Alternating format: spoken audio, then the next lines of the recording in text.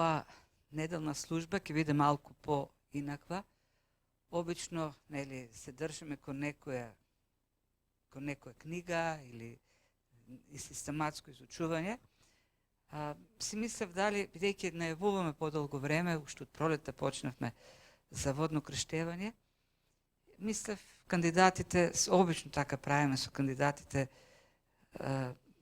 се среќаваме и разговараме, но бидејќи одамна не сме збориле за таа тема, решив на службата да го направиме. Тоа да погледнеме на оваа доктрина која е така доста дискутабилна во христијанските кругови и така да се подготвиме за крштевањето кое го планираме. На крајот по информациите ќе кажеме како што кога, имаме кандидати. Но да се задржиме повеќе на оваа доктрина која е многу важна и која е не многу јасна. Популарна е, но во поглед на разбирањето, на содржината, суштината, формата и така натаму, има различни мислења, а има и многу легенди. Јас ќе почнам со една анекдота која е поврзана со еден од можеби најголемите мисионери од древната црква, со Патрик. Он е познатиот Патрик, познатиот евангелизатор на Ирска. Тој е британец, тој не е ирец, британец е, роден е во христијанска фамилија, татко му бил презвитер во црква. Во тие постојани борби, војни што ги воделе ирландците, британците, е киднапиран, е запленет и однесен во робство, што како мал, однесен е во робство во Ирска и до неговото полнолетство тамо е роб во некои ирски племиња. На 17-18 години е пуштен, се враќа во Британија, меѓутоа решава да се врати во Ирска и да ги евангелизира неговите поробувачи. И го прави тоа, оди во Ирска и според она што го знаеме од историјата, многу племиња ирски успел да ги сврти кон Христос, многу цркви има основано и стигнал дури и до царот на главниот таму што бил во Ирска, еден Енгус, кој решил да се крсти и така да ја покаже својата вера. Патрик си носил еден жезл постојано со себе, метален, како меч нешто, метален ста постар, и кога влегле во водата, во реката, за да не му пречи, го забол во земјата, но не видел дека всушност ја проводел ногата на кралот. Завршил целиот чин, тргнале да излегуваат и дури кога излегле, видел дека има рана на стапалото, дека му крвари, го прашал како се повредил во водата. И он му рекол, па ти ме прободе. Па зошто не ми кажа? И царот одговорил, па ти обяснуваше дека кога Исус го распнувале на крстот, го пробале во стапалото и јас мислев дека секој што ќе треба да се крсти, треба да е прободен. Като е дел од чинот, така ние рече дека неговите рани нас не спасуваат и ние треба да ги носиме неговите рани во нас, па еве, тоа е дел од крштевањето. Така, од нејасноти многу пракси, многу ритуали влегле во тој чин и во поглед на тоа кој ќе се крсти, кој треба, бебиња, некои што веруваат, на колку години, па во вода ли, или со полевање, или пак самото крштевање дали во себе содржи некаков операндум, тоест некаква сакралност, некакво магиско дејство, дали дејство екс опера операнда или оперет, или пак е само символ, има различни толкувања и тие различни толкувања и разбирања биле причина во историјата христијаните да војуваат, да се убиваат едни со други.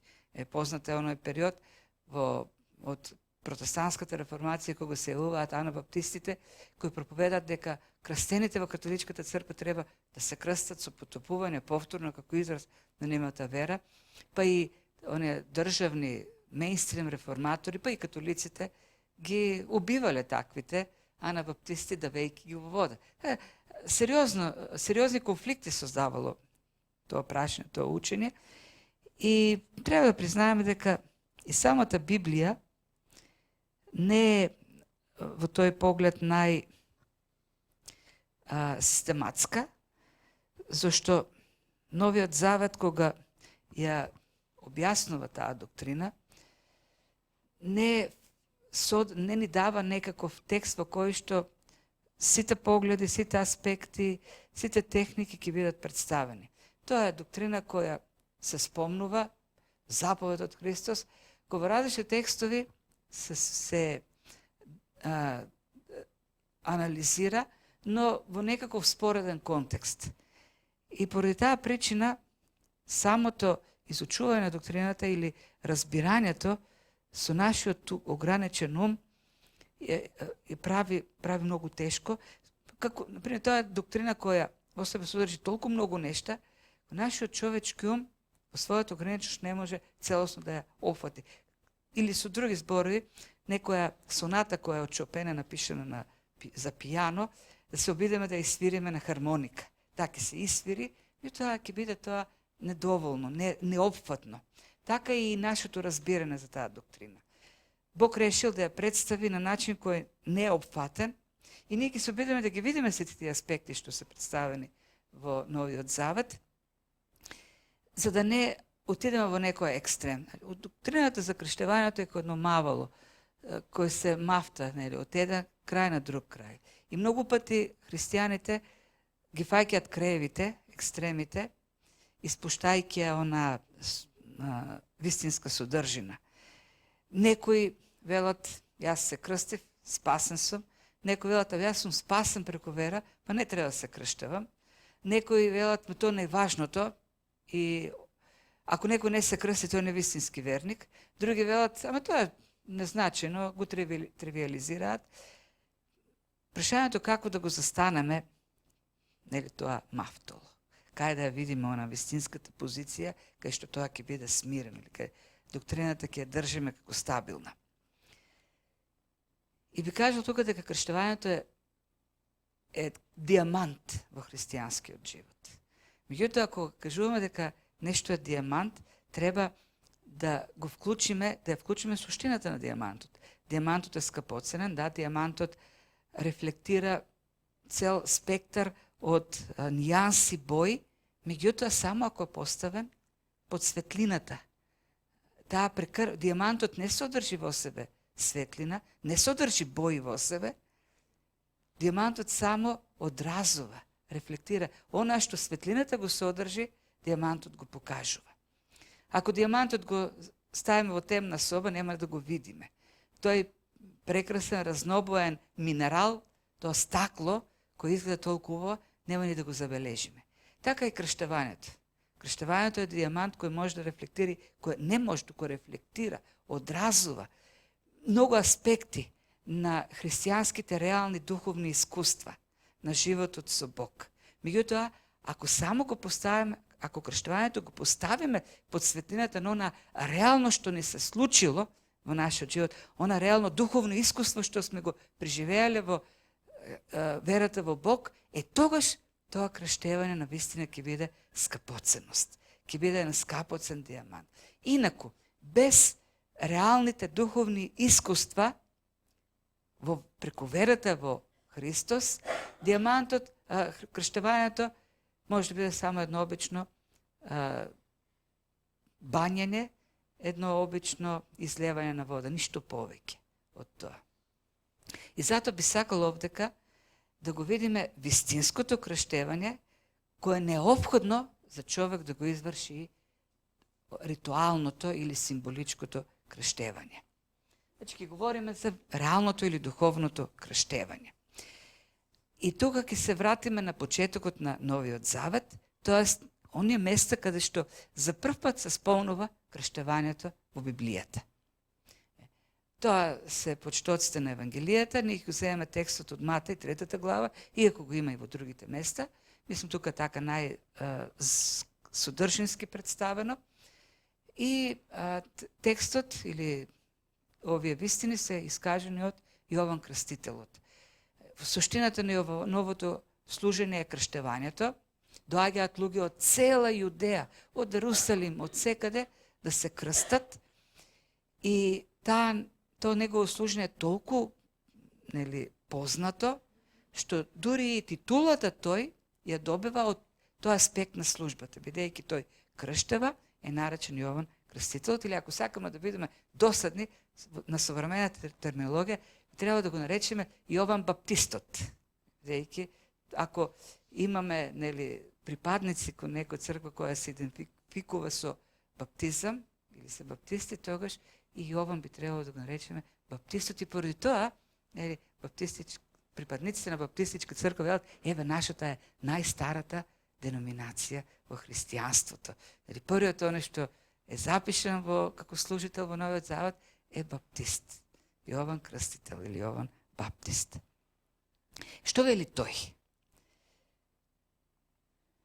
Во Матеј 3 глава 11 стих кажува за своето крштевање и за она крштевање што ќе го врши Христос. Вели, јас ве крштевам со вода за покаяние, но оној кој доаѓа по мене, посилен е од мене. Јас не сум достоен да му ги понесам сандалите. Тој ќе ве крсти со Светиот Дух и оган.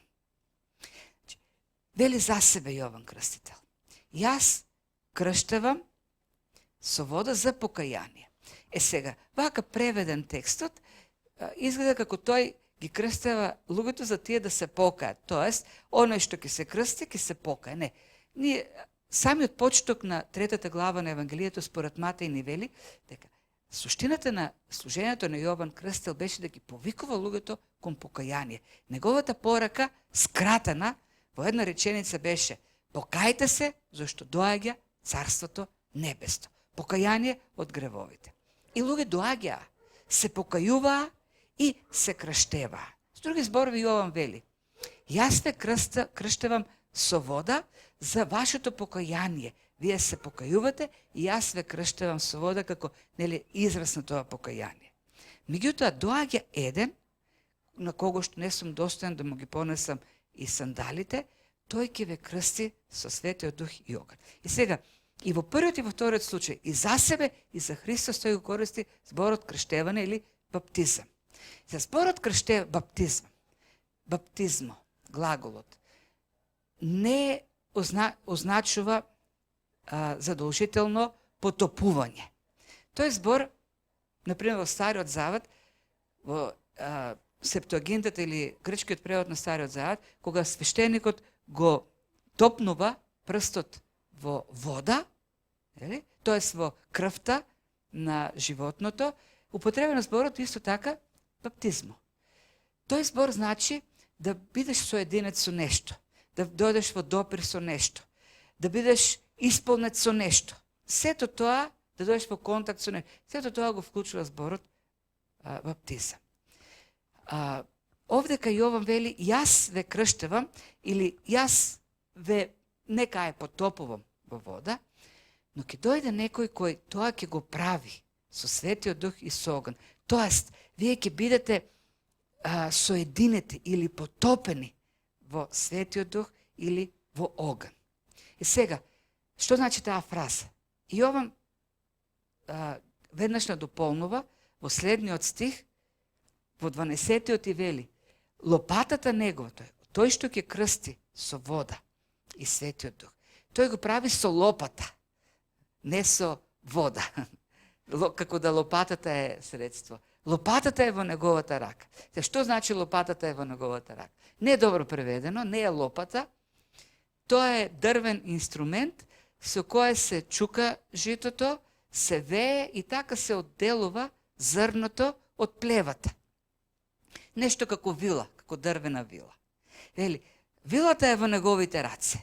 Тој ќе дојде и што ќе направи? Ќе го сее житото, тоест едни луѓе ќе бидат жито. Зошто се жито? Зошто ќе бидат крстени или ќе бидат потопени или ќе бидат исполнати со Светиот Дух, а пак други ќе бидат крстени со оган, тоест ќе бидат потопени, ќе бидат врснив, ќе се истори оган што не гасне. И станува многу јасно тука веќе тој паралелизам кој го користи Јован, Крстителот Јован. Исус вели, едни луѓе ќе бидат спасени, други луѓе ќе бидат фрлени во оган. Ќе бидат осудени. Оган кој ќе трае целата вечност. И сега прави овдека Јован Крстител споредба со своето служење, своето крштевање и крштевањето на Исус. Тоест, вие доаѓате кај мене и велите дека се покајувате. И јас на таа ваша вера, на тоа ваша декларација, ве крштевам со вода, бидејќи верите дека сте се покаяле. Меѓутоа доаѓа еден кој го прави вистинското крштевање. Оние кои ќе се покајат вистински, ќе бидат крстени со Светиот Дух.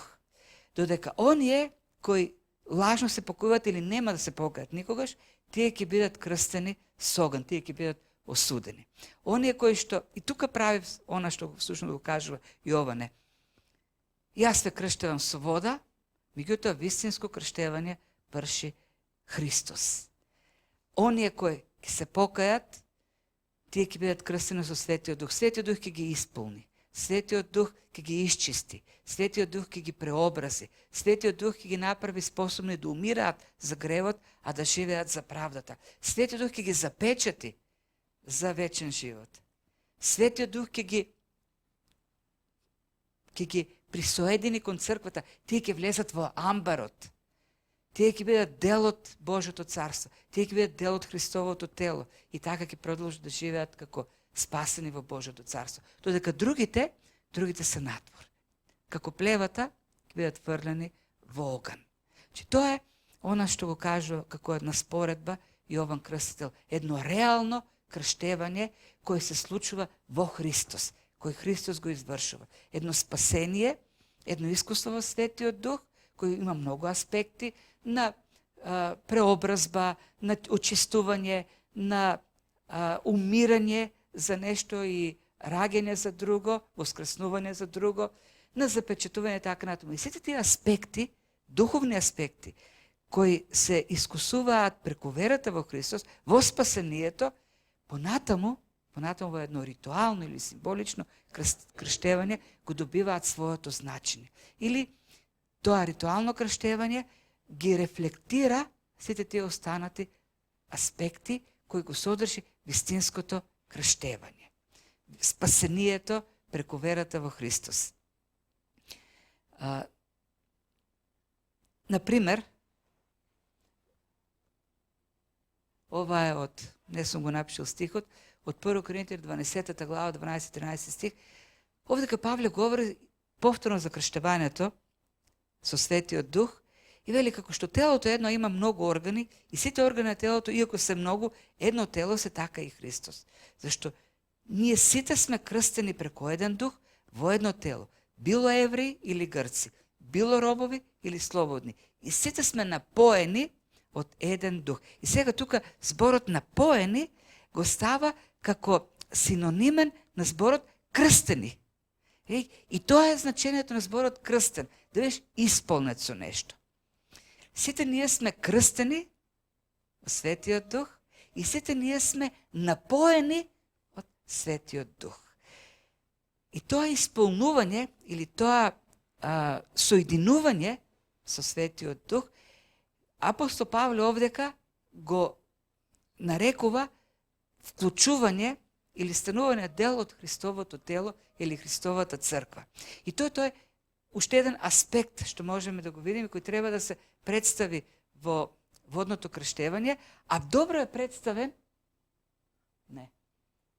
Понатаму ќе го видиме, добро е представен во првите стихови на 10 глава на првото послание до Коринтијаните. Припадност кон една целина. Крштевањето е чинот во кој ние објавуваме припадност кон нешто. Светиот Дух не вградил во Христовата црква и ние сега сме дел од едно тело. Така да, во сите тие аспекти, крштението, водното крштение е слика за или символика или рефлексија на она реално што се случило преку Светиот Дух, на она што преку верата во Христос се случува во нас. Ако некој поверувал вистински и во него е Светиот Дух, тој потоа символички, ритуално го прави преку водното крштение. И сега некој може да реагира и да рече, ми добро, јас преку вера на крајот на краишта се спасувам. Јас веќе сум спасен. Јас се покајав, Христос ме спаси, вистински верувам во жртвата на Христос, вистински верувам дека умре и воскресна за мене, вистински верувам дека тој ме исчистил од гревовите, ми ги простил гревовите и сега зошто би се крстил со водно крштевање? Ке ме спасили тоа или ке го загубам ли спасението ако не го направам тоа? За моето мислење дека човек ќе биде спасен само преку верата во Христос, дека ако не се крсти, тој нема да го загуби спасението. И имаме случај, единствен исклучок е, меѓутоа сепак е случај, кој човек кој само преку верата во Христос беше уведен дека ќе биде во рајот и тој воопшто не го изврши тоа крштевање. Тоа е на крстот, тоа е случајот со разбойникот на крстот. Сега некој вели, ама тој немаше можност и тоа е исклучок. Исклучокот го докажува, го потврдува правилото. Тоа е принцип. Се сеќавате ли, на настанот Христос беше распнат меѓу двајца разбойници. Едниот разбойник се подигруваше со Христос, додека другиот го укоруваше и велеше, ајде ние праведно страдаваме. Тој неправедно страда, тој не направил никакво зло и се свртува кон Христос како некој од кој зависи животот во Божното царство. И вели, спомни се со мене, за мене, кој ќе бидеш во рајот, и Христос го верува. Уште денес ќе бидеш со мене во рајот. И тоа отиде во рајот, Христос тоа го потврди, без да биде крстен. Меѓутоа, се тука прашањето, зошто треба да се крштаваме или треба да се крштаваме, ако Светиот Дух на вистина е во нас, ако ние на вистина веќе сме духовно крстени. Прво, сега да се повикаме на овој стих. Тоа е една заповед и нарекуваат големата заповед на Господ Исус, каже најпред неговото вознесение. Запишено во последните стихови на Евангелието според Матеј и вели тамо вака: дадена ми сета власт на небото и на земјата. Затоа одете и направете од сите народи мои ученици, крштевајќи ги во името на Таткото и Синот и Светиот Дух, учејќи ги да го чуваат сето она што ви го заповедав. И еве, јас сум со вас во сите дни до крајот на светот. Овдека во овој текст имаме неколку глаголи преведени. Направете ги мои ученици, правете, тоа е глаголот, крштевајќи е глагол, учејќи ги глагол и така натаму. Меѓутоа во оригиналниот текст има само еден глагол. И тој глагол во нашиот превод е пренесен како направете ученици, додека во оригиналниот текст е еден збор. Тоа е глаголска форма на именката ученик. Именката ученик е матетес, а глаголот е матетеуо. Тоест, од ученик има направено глагол. Ако го буквално го преведеме тоа направете ученици на наш јазик, македонски би било ученикувајте ги. Така, од ученик да се направи глагол. И тоа е основниот, тоа е глаголот овдека. Додека зборовите крштавајќи, учејќи се дадени во партиципна форма, тоест именки претворени во глаголи, тоест покажуваат едно дејство кој треба да му помогне на главниот, на глаголот. Главното дејство е направете ги ученици. А крштевајќи, учејќи се помошните глаголи кои ни покажуваат како се извршува главното дејство, како да се направат ученици. Во древноста нема разлика меѓу христијанин и ученик на Христос. Секој што е христијанин, тој е ученик на Христос. Зборот христијан не се користи зборот ученик. Тоест, секој што верува е ученик на Христос. А секој што е ученик на Христос, за да биде ученик на Христос, тој треба да се крсти и треба да се поучи да расте во знаењето, познавањето на Христовото учење. Не може човек да биде Христов ученик или вистински христијанин, и тоа според Христовото овдека учење, според Христовото разбирање, ако тој не се крсти и не расте во познавањето на Христовото учење. Тие две нешта се дадени како услов. Услов без кој што ти не можеш да бидеш вистински Христов ученик. Или кога веќе кажам Христов ученик, не сакам да градам представа за човек кој учи, сака да учи, туку християнин. Тоа е. Новиот завет, кога говори за христијани, не вели христијани, вели ученици. Зборот ученик над 300 пати се среќа во Новиот завет, а христијан се среќа само 3 пати. И тоа, тие 3 употреби на зборот христијанин, во сите тие случаеви е како нехристијаните ги перцепираат христијаните и ги нарекуваат христијани.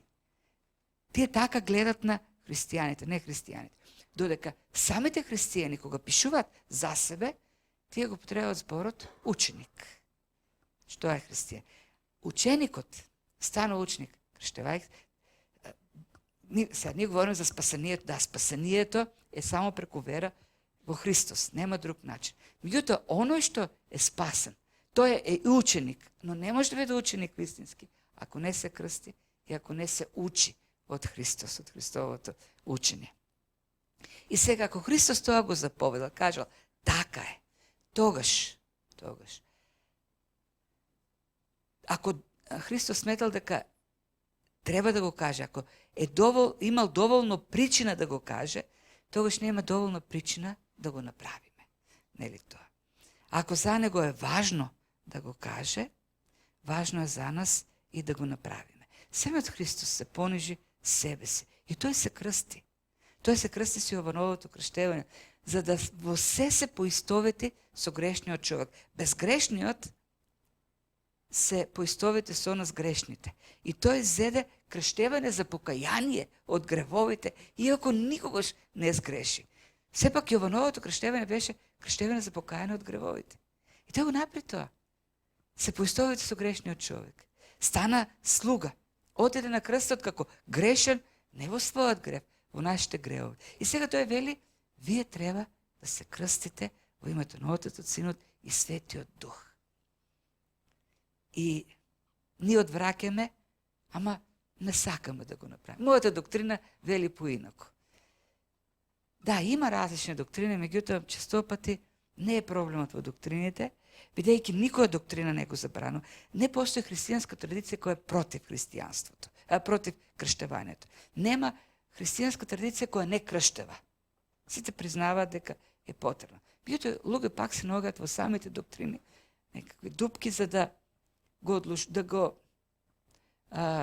го одбегнат крштевањето. Проблемот не е во доктрините, во срцето на човекот. Имаме стереотипи, стигми. И јас го имав тој проблем 2 години.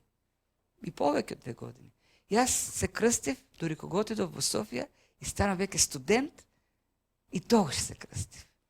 Ми беше страв што ќе кажа. Имав проблеми со роднините во Струмица. Да, имав проблеми. И сега, ако се крстев, аз сум крстен како православен, како бебе, тогаш тоа ќе беше за нив нешто страшно. И кога веќе отидов во Софија, тогаш се така осмелив и тогаш се крстив. И Бог избра таков момент кој беше ноември месец, магла падна, почна да врне еден студен дожд на Витоша во една ладна река, еден чин што треба да ќе го памтам цел живот. Но идејата ми е дека си барав оправдување, ама не е најважно тоа, ама јас си верувам. Христос вели, така се станува ученик на Христос. И раната црква, и сега кога збориме за крштевањето на првите христијани во древноста и нашето крштевање, треба да има во превод дека не им било полесно на тие луѓе да го извршат тој чин. И затоа ќе видиме ние и не се одлагало воопшто. Тоест не се барале некакви услови некој да исполнува, осам верата, деклараната вера, се изврши крштевање. Во сите тие случаи што ќе ги видиме, имаме луѓе, евреи, кои се покорни на Мојсеевиот закон и сега треба со водно крштевање да декларираат пред целото еврејско општество дека тие се христијани, му припаѓаат на Христос, дека стават една граница веќе. Раскинуваат со таа традиција, вековна традиција на нивните татковци, дедовци и така натаму. А од друга страна пак имаме Pagani, Latini ili Elini, koji isto така решават да се кръщават, koji isto така декларираат със своето кръщеване. Дека стават крај на тие пантеони на кои се поклонувале со векови и го избираат единствено Христос. Не било воопшто лесно. За еден евреин, кој ќе го направи тоа, не значи само дека неговите роднини ќе му замерат, тоа значи дека целиот град ќе го изфрли. Од општеството тоа отфрли. А за еден пак Елин или Латин, тоа значи проблеми за еден стотник, како што е Корнели. Тоа значи дека ќе има проблеми со римската власт, тој повеќе нема да биде стотник, можеби. За еден Елин, тоа значи дека и тој ќе биде отврен од општеството, ќе биде отврен прво од храмот, со тоа ќе биде отврен од сенатот, од градската управа, ќе биде отврен од, ако бил дел од некои трговски здруженија, од тие здруженија ќе биде отврен. Тој ќе биде избришен од градските книги. Тој нема да биде веќе дел од општеството во селото, во градот. Така не било лесно. Идеја дека тоа е еден чин и тогаш кој покажува решител. Тоест јавно. Кога некој човек и на тоа дури ќе се реши да го направи, веќе нема дилеми дека тој тргнува по Христос. Ако оној што и таа цена е спремен да ја плати, е веќе знак дека тој е решен и животот на крајот да си го даде. И видите како раната црква го исполнува тоа. Многу доследно. И во посланијата не можеме да бараме случаеви на крштевање, зашто посланијата се занимаваат со проблем во црквите. Во Новиот Завет исто така не може да бараме, зашто практиката влегува од 50-ници навамо, така да книгата во која се опишуваат крштевањата е делата на апостолите. И во делата на апостолите нема ниту еден случај, некој да поверувал и тој да не бил крстен. Еве ги сите случаеви, јас ги извадив овдека. Првиот случај е на 50-ница во Јерусалим, кога 3000 луѓе поверуваа и беа крстени и се приклучија кон црквата. Следниот случај е служењето на Филип во Самарија. Така завршува 7 глава на делата, големо гонење почна во Јерусалим и многу луѓе и сите христијаници се распрснаа. И имаме тука овдека еден од 7 ѓакони кој бе избран околу трпезата да внимаваат, Филип, тргнува во Самарија да евангелизира и многу луѓе поверуваа. Тој беше многу успешен, затоа е наречен благовестител од Филип. И пише дека се крстија многу мажи и жени. Тоест, тој проповедаше и се крсти. Тука има конкретен случај, оно етиопјанинот, кој, додека Филип одеше, се сретнаа, тој беше во кучијата, етиопјанинот, бил благајник на етиописката царица, читал од Исаја и Филип гледа, дека е заинтересиран за верата, му објаснува што значи сето тоа, најдува до некој место каде што има вода и Филип го крштева. Другиот случај е потоа веќе Павле стапува на сцена.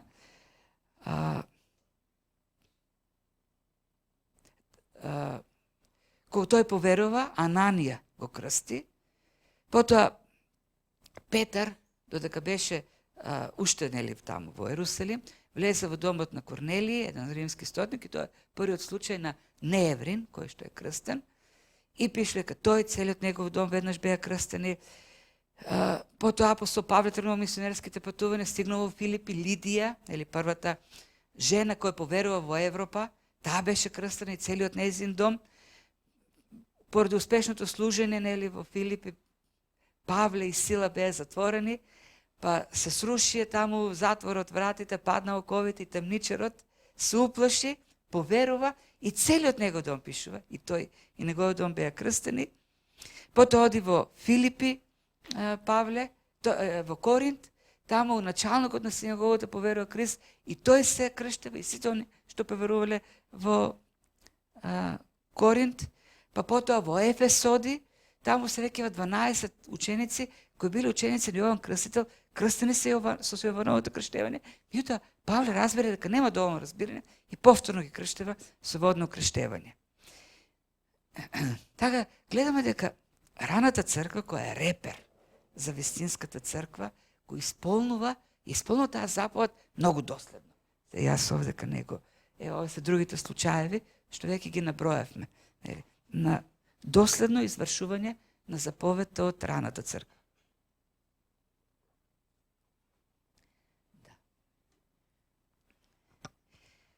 Исто така, значи, кога говориме за причини зошто, Христос ни го заповеда. Едноставно, Христос ни го заповеда.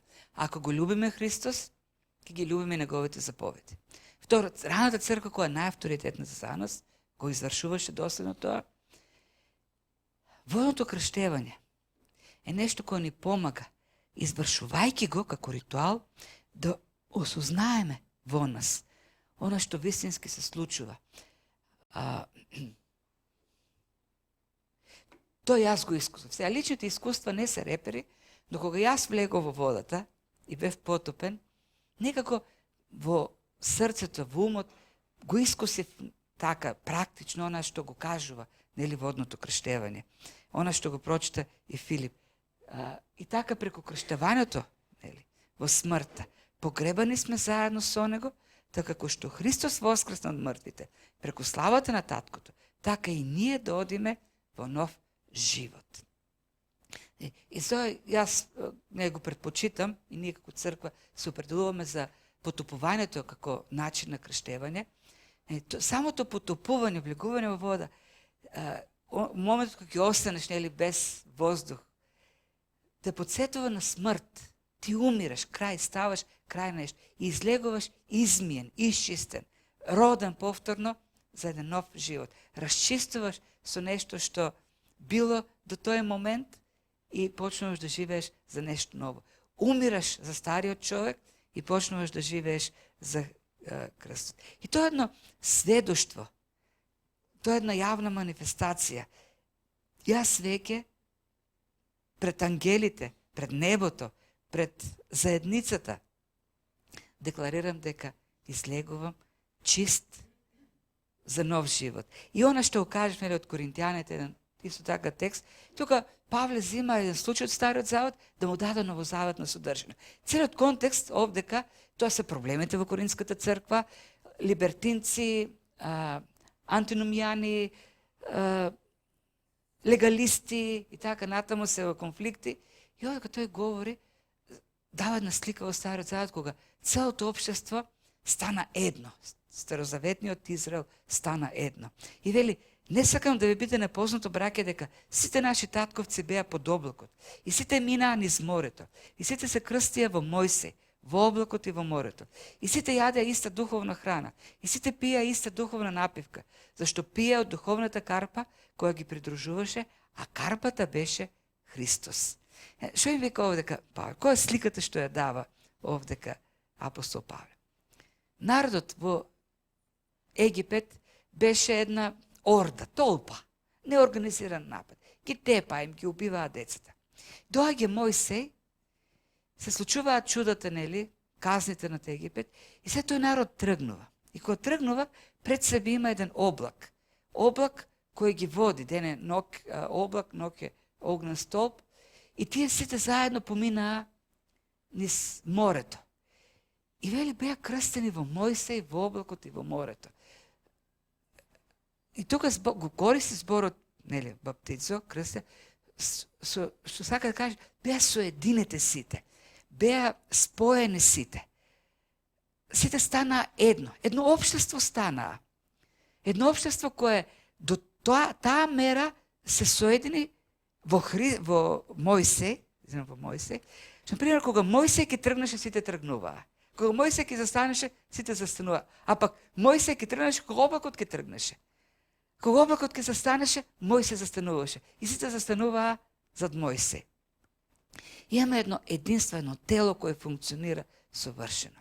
И тука го користи зборот крштевање, за да каже како ние пак сега, Христос кој е карпата за нас, тој вели и за нив карпата беше Христос, и за нас карпата, во Христос ние сме крстени и ние сме соединети. И водното кръщеване го има тој момент во себе си. Кога човек кога се крштева водно, тој пред целата заедница кажува, јас сум дел од вас, јавно. Јас сум во завет со Христос и јас сум во завет со сите вас. Заедно сите сме во завет со Христос. Заедно сите го следиме Христос. Заедно сите се движиме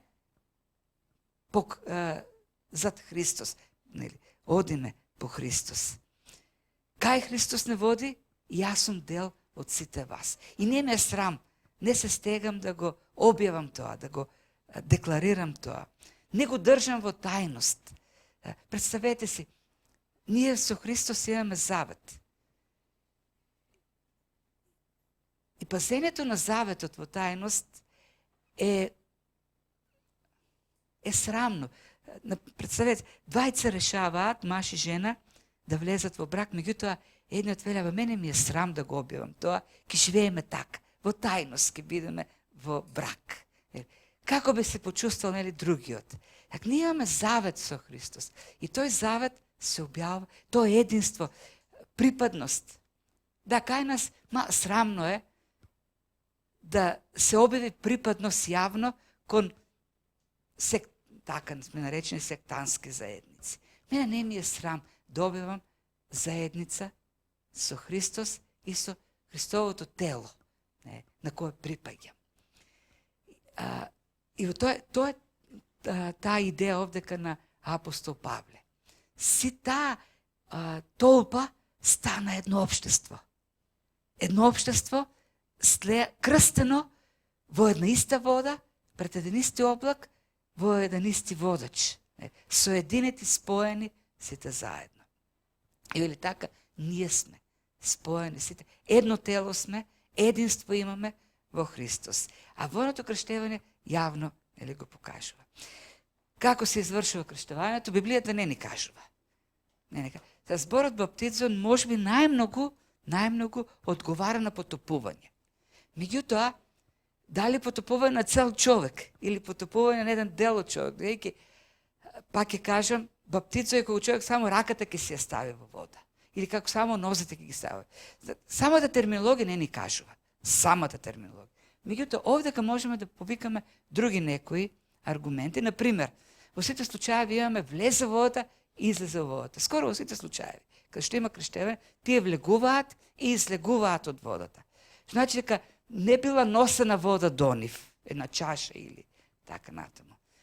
Имало потреба. Сега во таа вода дали биле потопувани или не, тука веќе има аргументи, спори. Например, еве еден историски спор, аргумент кој е многу објективен, реален. Филип крштеваше во Самарија. Многу луѓе поверуваат таму. Самарија се знае дека Самарија нема реки, Самарија нема езера, Самарија нема капацитети со вода. Таму има поточини, има извори. Како тој го извршил крштевањето, не можеме со сигурност да кажеме. 3000 народ и потоа уште 2000 беа крстени во Ерусалим. Ерусалим нема исто така големи такви површини водни. Не знаеме. Но ние како црква го избираме потопувањето, бидејќи сметаме дека најмногу одговара на самото значење на тој ритуал, на нашето умирање, погребување и воскреснување за нов живот. Сега пак некој пресветеријанец ќе каже, ама пак поливањето со чаша најдобро го отсликува изливањето на Светиот Дух. Така, многу се споровите, ние лично, без да спорим, без да објавуваме војни на другите, нашата традиција е потопувањето во вода. Ние така го практикуваме, без да кажем дека ние сме најправедни. Сето тоа зашто немаме новозаветен, автентичен прирачник за тоа како се врши крштевањето. Колку време после покајанието, какви катехизиси. Не, раната црква веднаш ги крштева. За раната црква нема потреба да се докаже дека некој се кршти и се изложи на таков ризик. Тој сигурно верува. Кој би се изложил на таков ризик ако тој не е спремен да го следи Христос? И во тој поглед треба сме да се држиме до она што го кажуваат дали било Августин, дали пуританите, во есенцијалното, во важното, првостепеното, да имаме единство, во она второстепено или нејасно да имаме слобода, а во се друго љубов. И на крајот, што со оние што се крстили како бебе, не да многу така дискутабилна тема, бидејќи имаме такво духовно наследство, православно, кое крштева деца, ги крштева децата, бидејќи православните веруваат дека крштевањето дејства. Јас сум против таквото верување, значи нема Библијата такво учење, дека тоа е операндум, екс опера операто, кој има сакрално, магиско дејство, тоа кога човек ќе влезе во водата, нешто внатрешно, реално магиско се случува. Бебињата се крштеваат, зашто се верува дека тие го носат Адамовиот греф, а кога ќе се крстат, се измиени, ослободени од тој Адамов греф. Библијата нема такво учење, не се одржи. Во секој случај, кај се тоа пракса. И сепак, неголемиот дел од христијанското евангелското тело во Македонија имат православна традиција, доаѓаат. Што во тој случај? Нема да ги обвинувам сега родителите, напротив, верувам дека дали е суеверие или каква друга причина или срам, го направиле со најдобри мотиви.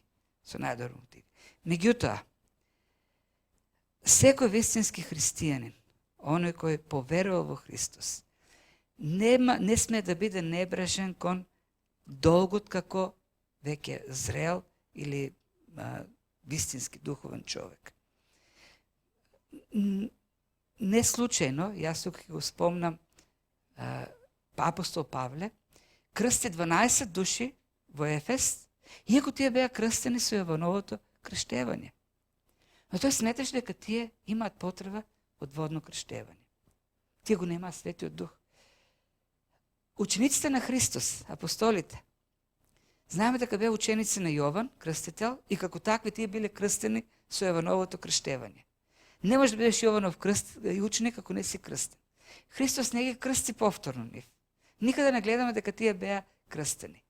Тие го има само Јовановото крштевање. Меѓутоа во друг случај пак Павле смета дека тие 12 Јованови ученици кои се крстени со Јованово крштевање треба да крстени во вода и ги крсти во вода. Која ми е идејата? Идејата ми е дека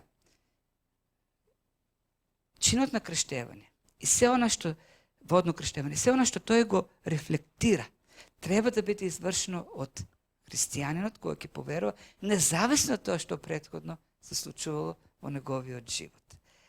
Дури има христијани, сега јас не сметам дека не знам колку важно тоа да се прави, кои сметат дека првото крштевање, кога како верници сметале дека се верници се крстиле, и после 20-30 години почувствуваат потреба да го реафирмираат тоа крштевање и повторно се крштаваат во вода.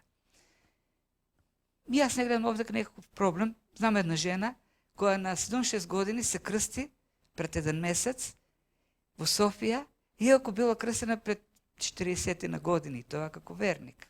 Ако смета дека треба да го направи, никој не би требало да ја ограничи. Тоа е несината вера да го прави.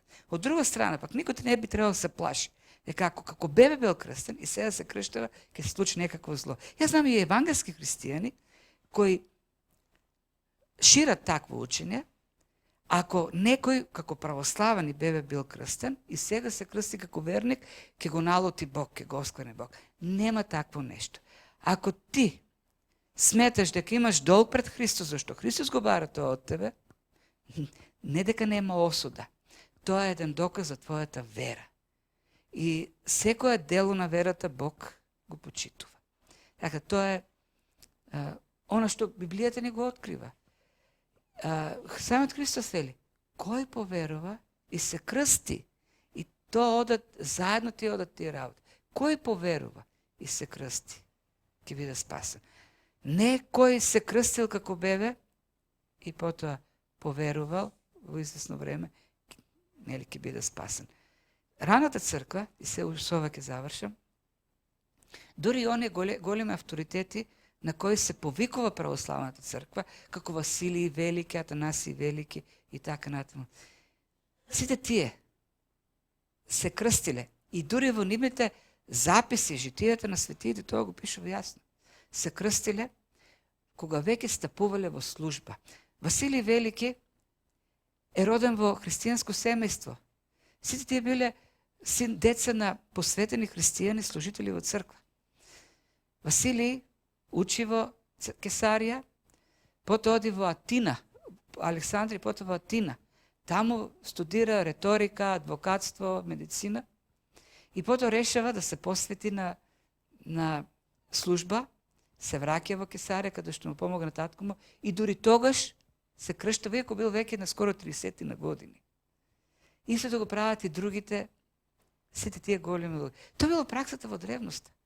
Кога веќе смета дека е навистина, кога веќе смета дека може да објави со своето крштевање, дека вистински ќе го следи Христос, тоа се крштава. Тоа е интересно сега. Раната црква веднаш крштава, а потоа доаѓа период, не оној патристички период, кога луѓето го одложувале. Некои тоа го објаснуваат со веќе во тој момент почнува да влегува и разбирањето за крштевањето со на магиската сила, дека колку повеќе одложуваш, толку повеќе греови ќе ти се бидат простени. Например, Константин Велики, кој христијанизира Римската империја, се крстил дури пред смртта. Тој 13 година го прима христијанството, а се крштава 28-9 година. Зошто? Зашто сметал дека тогаш, ако се крсти, се што сгреши во тој момент, ќе му биде простено. Како и да е. Идејата ми е дека крштавањето на бебиња не е пракса на раната црква. Тоа влегува многу подоцна во црковната употреба. Крштавањето не е воопшто безсмислен чин. Тоа е еден јавен завет. Со Бог јавно ветување дека остатокот од животот, дека понатаму во животот ќе се живее во посветеност кон Бог. Една подготвеност за вклучност во борбата за Христовото царство. Едно радосно и свечено посветување на Бог. И сите оние што го направиле тоа, треба да бидат радосни и уверени дека правилно направиле. Оние што се колебат, треба да размислат. Да, најважно е личното убедување. Најважна е сигурноста во себе. Се што се прави без вера, не е добро, е грев, вели апостол Павле. Но ако има сомнежи, кои не се резултат на верата, туку со други причини, со молитва, да се бара помош од Бог, да бидат расчистени, стравовите и така натаму.